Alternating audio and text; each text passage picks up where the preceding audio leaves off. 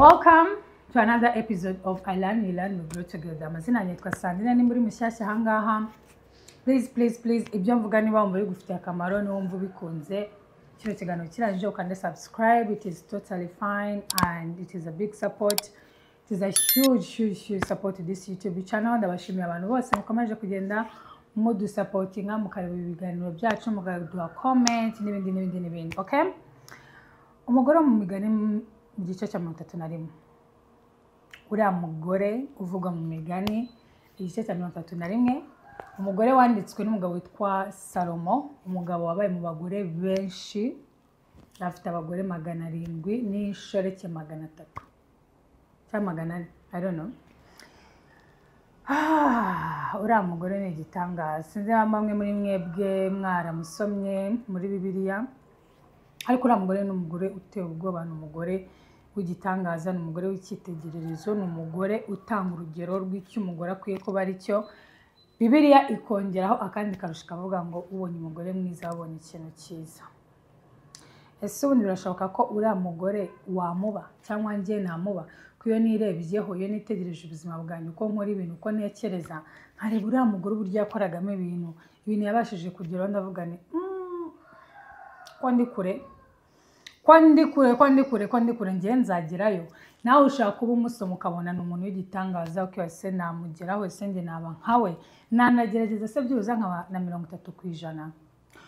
Ukuri nuko birashoboka. Of course byose bitangira mu mutwe, niyo mpamvu iki kiganiro cyane cyangwa se ibintu nkora ari ibintu bijyanye na mindset, guhindura imyumvire yacu, ku bintu tubibona, ku bintu tubitekereza n'uburyo ibintu tubikoramo, tukabasha guhindura imyumvire yacu ko byose ni mu mutwe, byose bitangira mu mutwe, byose bishingiye ku mutwe, kandi Imana yaduhaye umutwe kugira ngo tuyikoreshe, isn't it? Of course. So ku myaka yanjye, ku kigero cyanjye, kuvuga kuri uriya mugore ntabwo byakankwiriye kuko nta experience ikomeye mfite. Niyo mpamvu nakoranye ikiganiro na Faustine ni umushuti wanjye, twarakoranaga mbere, wenda abatuzi baratuzi.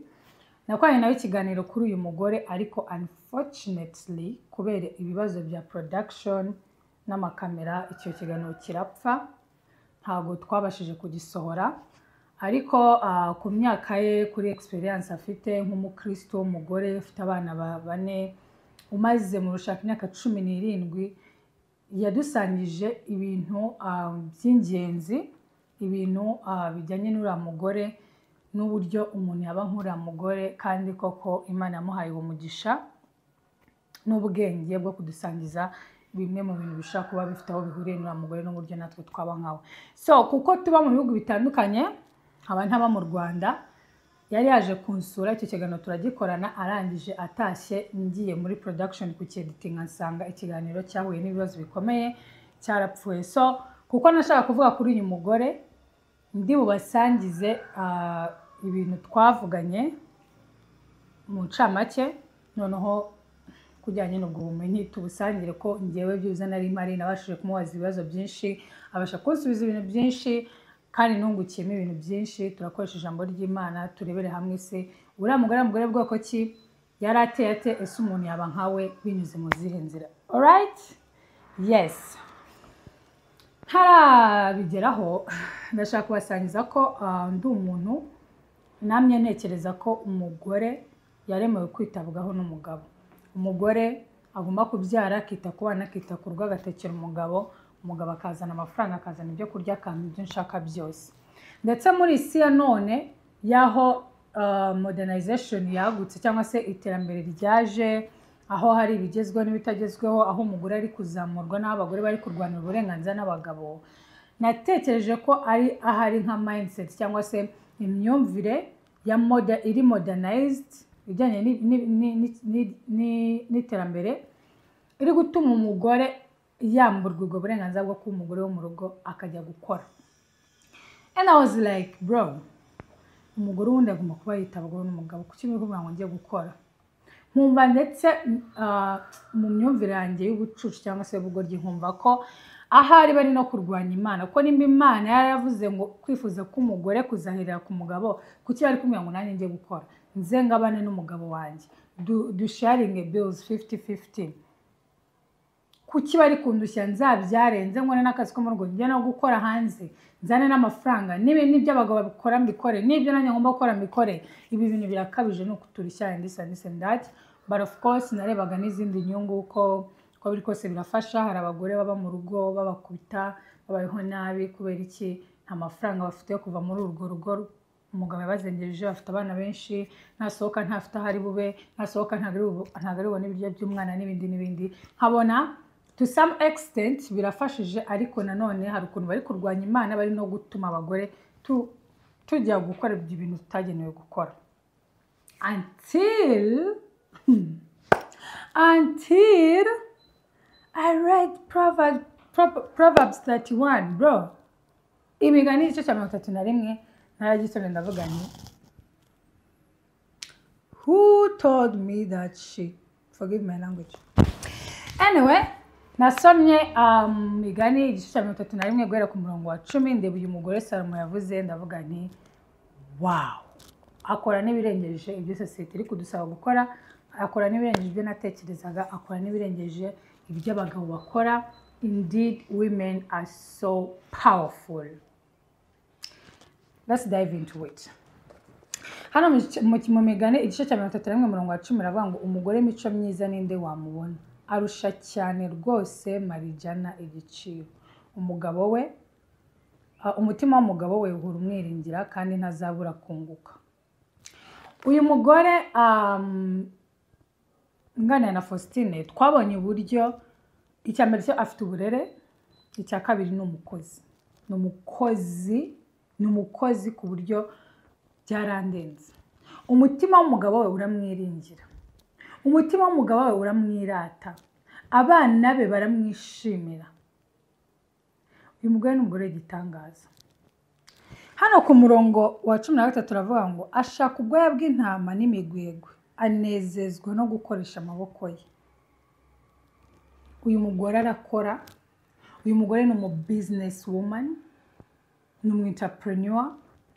Hano ku murongo hano ku murongo wa 16 turavuga ngo yitegereza umurima akawugura awutezamo urutoki mu by'inyungu ivuye mu maboko ye. Akenyerana imbaraga agakomeza amaboko ye. Uyu mugore aritegereza akavuga ati tugure hariya hantu dukore duteremo urutoki. Ni uko abegeranya nk'uko umugore abyuka avuga ati kantangire resitora hano kantangire iduka hangare kanje no mushimwa nge kurangura. Uyu mugore atekereza kure, akoresha amaboko ye, umutima w'umugabo uramwiringira. Ingo nyinshi zifite abagore bakora n'umugabo akora. Umugabo ntago ashaka kugira ubwoba bwo kuvuga ngo nese ningira ibihombo biragenda bite, ese nibyanga ejo bizagenda bite. Ahora yumva afite backup y'umugore we. Umugore wanjye azamberaho nibyanga tuzarya y'umugore wanjye yakoreye, ntago umugore wanjye azanyima ngiye niba byancanze. Ndetse ngana na Faustine twabonye ko uyu mugore atanga service. Nk'urugero yambwiye ukuntu ngo buriya urugo nababwiye ko yashatse amaze mu rushaka imyaka 17 kandi afite umwana w'imyaka 19, imyaka 19 actually. Yes, ko ndabyibuka yatwise agishaka umugabo. Afite umwana w'imyaka 19, amaze imyaka 19 ashatse. Yagaragaje uburyo ngo urugo ni nk'igihugu. Ni nkuko wavuga ngo mvuye mu Rwanda ni mukiye muri Amerika. Ahanga mu Rwanda wabaga hari ukuntu ibintu byakorwaga, hari amategeko agenga u Rwanda, hari imico, hari societe n'uburyo ibintu tubikoramo. Ariko iyo wimutse ukajya muri Amerika bigusaba ko wiga muri Amerika babaho bate, amategeko abagenga nayaye, batekereza iki ibintu babikora bate, ukiga kubayo. Ngo ikibazo nuko umukobwa arabyuka ati ngiye gushaka kubera ko imyaka yageze, ariko ntabwo atekereza se ko nari umukobwa ngiye kuba umugore mu rushako bigenda bite, bikorwa bite, ese nzabigenza gute, ese ibi nibyanga bizagenda bite. I'm so sorry, hari umuntu uri gusakuza hanze, ntabwo nzi ibyo ari kwamamaza ariko ari gusakuza. So yagaragaje ko ngo urugo ari ikindi gihugu ugemo ugomba kwiga ibikorerwayo. kandi abakobwa benshi bajya mu rushako bumva ari nk'ubuhungiro bagiyemo. Ngiye gushaka umugabo kugira ngo anyiteho, ngiye gushaka umugabo kugira ngo ntazandagara, ngiye gushaka umugabo byibuze mbone n'aho kuryama, mbone aho abana banjye bazakurira. Aravuga ngo no, uyu mugore mu migani 31 igice cya 10 kugeza ku murongo wa 31 ntabwo ajya mu rugo kugira ngo ajye guhabwa, ahubwo ashaka kugira ngo ajye gutanga. Abagabo baza mu rugo babizi ko bagiye gutanga, bagiye kwita ku muryango, bagiye guheza umugore w'ibintu, ariko twabagore dufite uburyo tujya mu rushako dutekereza ko tugiye guhabwa. Umugore mwiza w'imico myiza, dufatiye kuri uru rugero rw'uyu mugore wo mu migani 31, ajya mu rushako azi ko nawe agiye gutanga. Just imagine 2 givers in marriage. It's so incredibly amazing, don't you think? Umugabo aje azi ko agiye gutanga serivisi, n'umugore nawe aje azi ko agomba gutanga serivisi. Hano biragaragara, hano aravuga ngo abyuka kare butaracya akagaburira abo mu rugo, agategeka abajabe imirimo ibakwiriye. Ni ukuvuga ngo arazinuka, ntabwo aryamira. Dufite abagore baryamira, abagore bararyama. So arazinduka, abazi ko hari akazi kagomba gukorwa, agaburira abo mu rugo rwe bose, baba ari abashyitsi, baba ari abana, baba ari abajabe, ngo kandi agategeka abajabe imirimo ibakwiriye. Ni ukuvuga ngo ugomba kujya kubyuka, abantu bagomba kujya kubyuka nk'umugore, ibintu byose byagiye ku murongo. Niko umugore w'imico myiza uvugwa bigendeye kuri Bibiliya abigenza. Barakomeza avuga ryaje mumaze gusoma ngo yitegereza umurimo akawugura, business, wamara kuzinduka kare ngo ushyire ibintu byose ku murongo, ukajya mu kazi kandi ukakora ibintu bikuzanira inyungu, ugakenyana imbaraga, ugakomeza amaboko yawe. Ngo ameze nk'inkuge z'abagenza, azana ibyo kurya bye abikura kure. Ninde wavuze ko abagabo ari bonyine bagomba kuzana ibiryo mu rugo? Umugore nguyu ngo azana ibiryo bye abikuye kure, ameze nk'inkuge z'abagenza. Uko niko umugore w'imico myiza kuri Bibiliya avuga. Abona yuko ibyo akora bimufitiye akamaro, kandi nijoro ritabaza rigiye ntirizima. Arabibona ko nawe ibyo akora bifite umusaruro. Itabaza rye ntabwo rizima kuko afite umucyo, afasha umugabo we n'umugabo we barafashanya, yita ku bajabe, yita ku bantu bose. Hano ku murongo wa 20 akavuga ngo aramburira abakene ibiganza, kandi indushyi akazitiza amaboko.